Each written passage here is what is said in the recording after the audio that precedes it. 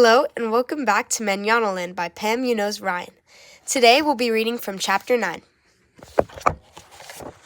Chapter 9. Max turned away from Papa and faced the tower. I want to go inside. Am I old enough to do that? Papa hesitated, then walked to the wooden door and heaved it open, for just a few minutes. Max stepped across the tower's threshold. The air was cool and the light dim, except for slits of sunlight from the loopholes. Dirt, dried leaves, and chicken feathers littered the cobbled floor. Max understood why someone would hide here. The tower was a fortress, safe and impenetrable. "Hello!" he called, his voice sounding hollow in the cavernous womb. He walked around the room, running his fingers over the mortared walls, tracing one of the stones. They were larger than the ones used on the bridges. These were oblong with a beveled edge. The construction was superior. At the arched stairwell opening, a padlocked iron gate blocked the way. Max peered through the rails at the narrow corridor spiraling upward. There were markings on some of the stones, but they were too far away to read. He leaned against the gate and closed his eyes, his thoughts twisting like the staircase. He pulled the compass from beneath his shirt and held it tight. What if Papa couldn't take care of the matter in San Clemente? What if he wasn't fine? A wind threaded through the loopholes, and a shushing noise began to pulse through the tower. It reminded Max of the time Tio had taken him to the ocean and held a conch shell to his ear. The sound grew louder and more insistent. Aroro, aroro, aroro. Hush, hush, hush.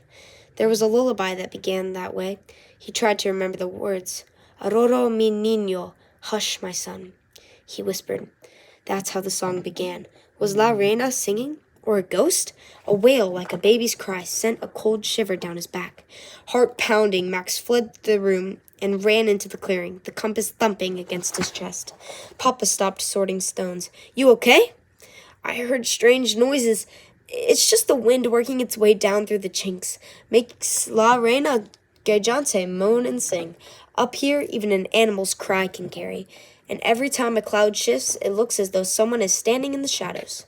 Papa shook his head. It's no wonder all the rumors of ghosts. Max nodded. It had felt like more than that. He took a deep breath. Why is the gate inside locked?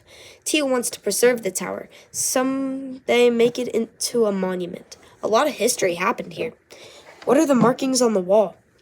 People scratched their names and messages on the stones so loved ones who followed would know they had made it this far, or just to show they were once here.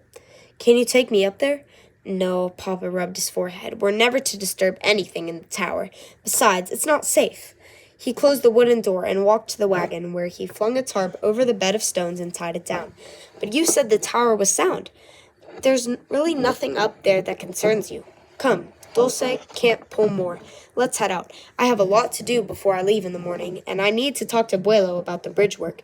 Papa led Dulce from the clearing. Frustration squeezed Max as he followed Papa in the wagon.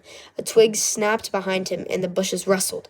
When he turned, he thought he saw a shadowy figure dart to the outskirts of the ruins. The falcon swooped overhead, its wide wings shadowing the vision. When the bird veered, whatever Max thought he had saw disappeared.